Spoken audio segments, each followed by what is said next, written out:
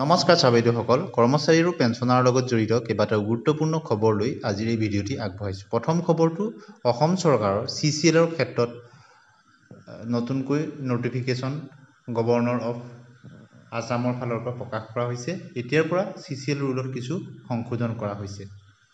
আৰু ৭ এপ্ৰিল তাৰিখৰ পৰা ই কাৰ্যকৰী হ'ব। গতিকে অসম চৰকাৰৰ কৰ্মচাৰীৰ ক্ষেত্ৰত কোনসকলে CCL চাইল্ড কেয়াৰ লিভ লাভ কৰিব সেই সম্পৰ্কত এই নটিফিকেশ্যনখন প্ৰকাশ পাইছে। আপোনালোকে নিশ্চয় দেখিছে। প্ৰথমতে আছে short title and commencement. This rule may be called the Assam state government employees child care leave rule 2025। ইয়াক অসম চৰকাৰৰ কৰ্মচাৰীৰ চাইল্ড কেয়াৰ লিভ 2025 বুলি জনা যাব। It shall be come into force on the date of its publication in the office gazette. Official gazette প্ৰকাশ পোৱাৰ ডেটৰ পৰা অৰ্থাৎ 7 এপ্ৰিল 2025ত প্ৰকাশ পাইছে। 7 এপ্ৰিলৰ পৰা ই কাৰ্যকৰী হ'ব। এতিয়া কিছু ইয়াৰ definition. In this rule, unless the context otherwise requires, প্ৰথমতে কৈছে female government employees mean a married or an unmarried। অৰ্থাৎ ফিমেল গভৰ্ণমেণ্ট এমপ্লয়িজ বুলি কওঁতে তেওঁ মেৰিড হ'ব পাৰে অথবা আনমেৰিড হ'ব পাৰে, অৰ এ উইডো অথবা বিধৱা হ'ব পাৰে, অৰ এ ডিভোৰ্স ফিমেল অৰ্থাৎ ডিভোৰ্স বা ফিমেল হ'ব পাৰে।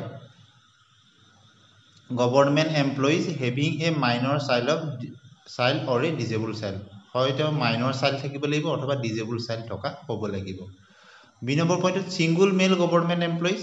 পুৰুষ সেইসকল চৰকাৰী চাকৰিয়াল means a widower of or a divorcee male government employees having a minor child or a disabled child। অৰ্থাৎ ডিভোৰ্স হোৱা পুৰুষ অথবা তেওঁৰ পত্নীৰ মৃত্যু হোৱাৰ পিছত তেওঁ যদি মাইনৰ চাইল্ড থাকে বা ডিজেবল চাইল্ড থাকে তেতিয়া তেওঁ ছিংগুল মেলৰ তেওঁ ক্ষেত্ৰত কাৰ্যকৰী হ'ব। 3 নম্বৰত কোৱা হৈছে minor child means a biological or an adopted child below' the age of 18। Minor child বুলি কওঁতে তেওঁ জন্মগতভাৱে হ'ব পাৰে, বায়'লজিকেল অথবা এডপ্টেড চাইল্ডো হ'ব পাৰে। আৰু child care leave minor children, এই female government employees a single male কেনেদৰে তেওঁ মাইনৰ চিলড্ৰেনৰ ক্ষেত্ৰত পাব সেইখিনি কথা ইয়াত কোৱা হৈছে। আপোনালোকে নিশ্চয় দেখিছে। A female government employee or a single male government employee who has minor children up to 18 years age and has custody of the child may be granted child care leave CCL by a competent authority or an application in Form 1 for maximum period of 2 years। এতিয়া 2 বছৰৰ কাৰণে CCL পাব অৰ্থাৎ 730 দিনৰ কাৰণে during their entire service, সমগ্ৰ service পিৰিয়ডত for taking care of up to 2 minor children, 2জন minor children, whether for rearing or look after any their needs like examination, sickness etc. subject to the following condition আছে তেওঁ 730 দিনলৈকে CCL পাব। কি কি কন্ডিশনত? the child care leave CCL shall not be admissible if, কেনেদৰে তেওঁ পাব সকলোখিনি ডিটেইলছ আপোনালোকে দেখিছে। বহুত দীঘলীয়া হৈ যাব, গতিকে আপোনালোকে যদি প্ৰয়োজন বুলি ভাবে স্ক্ৰীনশ্বটো লৈ ল'ব পাৰিব। In case of single female government employees, the grant of leave in 3 spells in a calendar year may be extended or 6 spells in a calendar year. Child care leaves may not be granted for a period less than 5 days at a time। অৰ্থাৎ তেওঁ 5 দিনতকৈ কম দিনৰ কাৰণে ল'ব নোৱাৰিব এবাৰ লওঁতে। A separate leave account shall be maintained for child care leave। CCL ৰ কাৰণে separate leave account থাকিব by the competent authority similar to the other earned leave, যেনেকৈ earned leave ৰ কাৰণে থাকে leave account, or half pay leave ৰ কাৰণে যেনেকৈ থাকে তেনেদৰে CCL ৰ কাৰণে এক্সট্ৰা থাকিব তেওঁ। The child care leave CCL shall not be demanded as a matter of right and under no circumstances can be employees process to child care। তেওঁ shall not be demand as a matter of right and বুলি তেওঁ ধৰিব নোৱাৰিব on the child care leave without prior sanction of the leave by the competent authority। আগতীয়াকৈ তেওঁ গ্ৰান্টেড হ'লেহে তেওঁ CCL ল'ব পাৰিব। ৰাইট বুলি ভাবি তেওঁ উইদাউট কনচাৰ্ণ তেওঁ ল'ব নোৱাৰিব অথৰিটিৰ পৰা আগতীয়াকৈ অনুমতি নোলোৱাকৈ তেওঁ CCL ল'ব নোৱাৰিব the period of wilful absence or unauthorized absence shall not be converted into child care leave কোনোবা unauthorizedly যদি লিভ লয় বা এবসেন্ট থাকে তাক CCL ৰ অন্তৰ্গত কৰা নহব বুলি কোৱা হৈছে অৰ্থাৎ আগতীয়াকৈ প্ৰায়ৰ তেওঁ আগতীয়াকৈ জাননী তেওঁ আগতীয়াকৈ তেওঁ লিভটো লৈ প্ৰায়হে পিছত তাৰ পিৰিয়ডলৈ যাব পাৰিব তেওঁ এবসেন্ট হলে বা তেওঁ আনঅথৰাইজড লিভ লৈ পিছত তাক চাইল্ড কেয়াৰ লিভলৈ পৰিৱৰ্তন কৰিব নোৱাৰিব এটো এটা খুব ভাল পইণ্ট আপোনালোকে দেখিছে the period of earned leave or any other kind of leave already sanctioned or availed shall not be converted into child care leave তেওঁ যদি earned leave লৈছে বা অন্য ধৰণৰ লিভ লৈছে তাক আকৌ কনভাৰ্ট কৰি চাইল্ড কেয়াৰ লিভত ল'ব নোৱাৰিব উইথ ৰেসপেক্টিভ ইফেক্ট গতিকে আপোনালোকে কিখিনি হ'ব নিশ্চয় গম পালে নতুন কিছু সংযোজন কৰা হৈছে গতিকে অসম চৰকাৰৰ কৰ্মচাৰীৰ কাৰণে এটা ভাল খবৰ এবাৰ পুৰুষ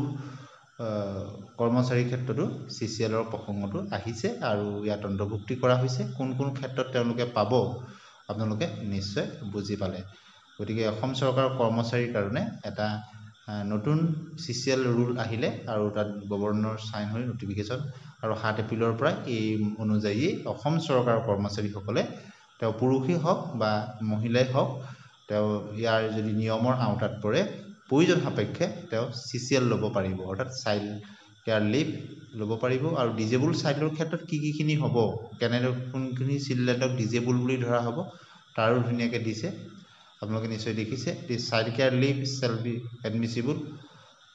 কোন ক্ষেত্ৰত তেওঁ ডিজেবল বুলি ধৰা হ'ব সেইখিনি কথা ধৰা হৈছে a female government employees and a single male government employees ফিমেলে হওক বা মেলে হওক তেওঁ যদি ডিজেবল চিলড্ৰেন থাকে তেতিয়াহ'লে তেওঁ ল'ব পাৰিব আৰু তাৰো কণ্ডিশ্যনকেইটা দিয়া হৈছে এতিয়া আহিছোঁ আমি দ্বিতীয়টি খবৰলৈ office of the state of nodal officer Poshan ministry Poshan Shakti নিৰ্মাণৰ ফালৰ পৰা এইটো আহিছে আৰু আহিছে মিছন ডাইৰেক্টৰ সমগ্ৰ শিক্ষা and state nodal officer PM পোষণ আসামৰ ফালৰ পৰা আৰু বিষয়টো হৈছে সেলিব্ৰেশন অফ পোষণ পখৰা ডিউৰিং 8 এপ্ৰিল টু 25 এপ্ৰিল 2025 8 এপ্ৰিলৰ পৰা 25 এপ্ৰিললৈকে তৃতীয়টি খবৰ লৈ আহিছোঁ 42 দিনৰ এক্সট্ৰা লিভ বা হলিডে পাব সেন্ট্ৰেল গভৰ্ণমেণ্টৰ এমপ্লয়িজে আপোনালোকে দেখিছে সেন্ট্ৰেল গভৰ্ণমেণ্ট এমপ্লয়িজ ৰিজইচ তেওঁলোকৰ কাৰণে সুখৰ দিন আনন্দৰ দিন in a major relief for central government employees across India the government has approved 42 additional leave days under a revised leave policy অনুযায়ী 42 দিনৰ অতিৰিক্ত ছুটি তেওঁলোকে পাব কোন ক্ষেত্ৰত কেনেদৰে পাব এই সকলোখিনি আমি আলোচনা কৰিম এতিয়া মাত্ৰ কেন্দ্ৰীয় চৰকাৰৰ কৰ্মচাৰীৰ ক্ষেত্ৰত তেওঁলোকে 42 দিন পাব এক অতিৰিক্তভাৱে লিভ পাব কোন ক্ষেত্ৰত তেওঁলোকে পাব তেওঁলোকে মেন্টাল ওয়েলনেস লিভৰ কাৰণে 10 দিন পাব ফ্যামিলি কেয়াৰ লিভৰ কাৰণে 8 দিন অতিৰিক্ত পাব যত তেওঁ mental illness for mental family care লিভৰ তেওঁ 8 দিন অতিৰিক্ত পাব আৰু বেয়াৰভিমেন্ট লিভ তেওঁ পাব যদি কোনোবা ডেথ হয় তেতিয়া ইমিডিয়েট তেওঁ পাব তেনেদৰে তেওঁ মুঠ 42 দিনৰ অতিৰিক্ত ছুটি তেওঁ পাব কেন্দ্ৰীয় চৰকাৰৰ ক্ষেত্ৰত নতুনকৈ ৰিভাইজ কৰিছে this new leaves will not be affect existing earn leave আৰু এই নতুন 42 দিনৰ লিভে EL বা CL ত প্ৰভাৱ বিস্তাৰ নকৰিব বা মেডিকেল লিভৰ ক্ষেত্ৰত প্ৰভাৱ বিস্তাৰ নকৰিব সম্পূৰ্ণ নতুন হ'ব